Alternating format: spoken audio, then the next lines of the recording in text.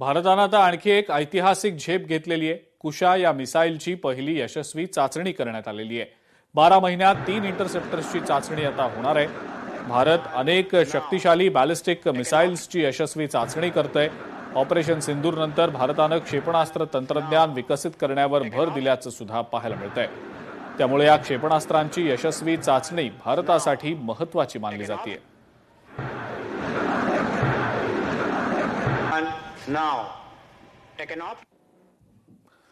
ओडिशातल्या पुरीमध्ये भगवान जगन्नाथांच्या बाहुडा यात्रेला सुरुवात झालेली आहे। पहाडी विधी दरम्यान भगवान जगन्नाथांचा रथ मंदिरातनं बाहेर आणण्यात आला। दर्शनासाठी लाखो भाविकांनी गर्दी केलेली होती। यात्रेदरम्यान ओडिशा सरकार, आरोग्य विभाग आणि विविध इतर शासकीय यंत्रणांकडून सुरक्षा, आरोग्य सेवा आणि वाहतूक आणि गर्दी व्यवस्थापनासाठी विशेष तयारी करण्यात आलेली होती।